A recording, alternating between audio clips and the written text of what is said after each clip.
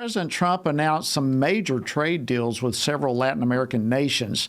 The trade agreements with Argentina, Ecuador, El Salvador, and Guatemala will help greater streamline market access between the nations. So what do these trade deals entail? And more broadly, how will the state of the U.S. economy be impacted by all of this? And will it move the needle in terms of where our economy is? Well, joining me now to give his assessment is Dr. Dave Brat. He's a senior vice president of business relations at Liberty University. And like me, a former member of Congress, and it was an honor to serve together with Dr. Dave Brat. Dr. Brat, welcome to Washington Watch. Always great to see you. Hey, thanks for having me on, Jody. You too. You bet. All right. Give me your assessment of these trade deals with the Latin American countries. Yeah, well, most economists, they're supposed to model the real world, and what they leave out from the real world in economics is geopolitics, right? They're just treating tariffs like they're taxes and that alone.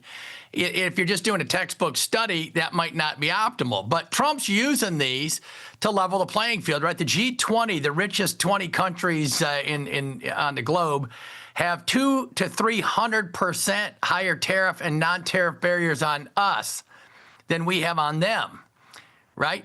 2 to 3 times, 200 to 300%. And so that's what Trump's overall goals are. Now, he's slapped them on, and everybody would like, business would like, confidence and certainty going forward.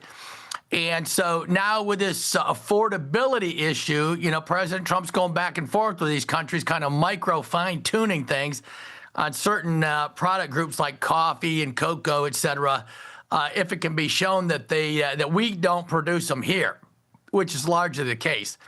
And so, it would have been ideal to have, certain flat rate tariffs, fair set way ahead of time. But that's not the real world, right? The real world is, different countries have different leaders who are, to different degrees, America first and respectful of the U.S.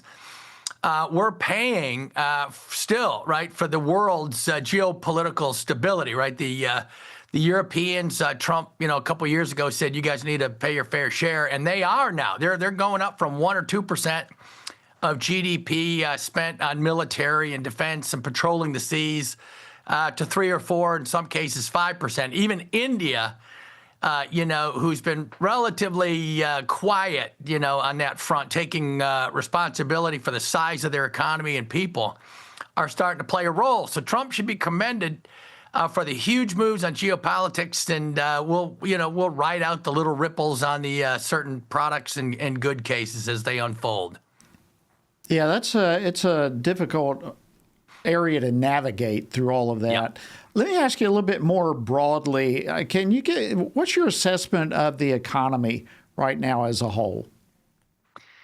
Yeah, well, I've been yelling at everybody up in D.C. As loud as I can. They're not listening. I told them, don't start cheerleading and don't take ownership of that economy because, a few big things, right? Inflation, GDP growth, jobs, capital investment, right? So let's just go through them real quick. Inflation, Biden had 20% inflation, 21% inflation over his 4 years.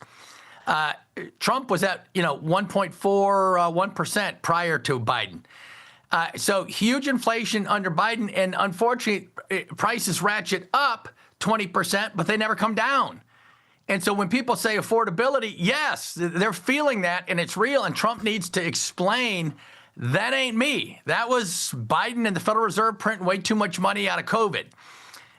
So that's number one. Two, long run, Trump's doing everything right. We just went over the tariffs. And so he's bringing in, $2 trillion pledges in capital investment, U.S., and over $10 trillion in capital coming in from abroad.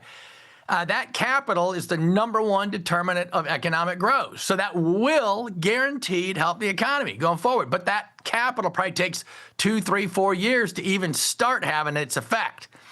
And so then, GDP growth, the Atlanta Fed has us growing at 4 right now. It's been 2. The long run trajectory is only 2. And so one thing that politicians don't pay any attention to is education. If you want the economy to get going, you cannot have 12% literacy rates, 12% reading rates for poor kids in Chicago's inner city. How in the world are you going to have an economy, right? If Trump does that, hits it, right, the black, brown, blue-collar workers will stay strong with Trump if he shows he really cares about them. And so that's just a quick overview of the fundamentals of the economy, not the stock market. Stock market's different. That just goes to the rich top 10%. Interesting perspective and thoughts with all that. Let me ask you this. There's been so much talk with the government shutdown and now talk of the impact, some $15 billion a week estimated. Do we have any idea of how the government shutdown will impact the government and potentially our economy? Well, I don't want to detract from the pain it's causing to, government workers and soldiers and military and all that. But, in the big scheme of things, those numbers are not in the trillions. And so we'll get past that. The bigger thing is to expose what the Democrats are doing. They're just full-on socialists right now. They want endless government spending and an endless size of the government sector, which, of course, slows down economic growth, increases the debt and deficits, and it's like competing with Santa Claus. And our side, sooner or later, has to fight that fight. We cannot let it go on, even though it's going to be a painful fight. We have to take on the Democrat philosophy of endless government spending, or this country is going to go down the tubes. Well, it really is. Something that we're going to have to hit face on. Do you see Congress having the will to do that? No, not at all.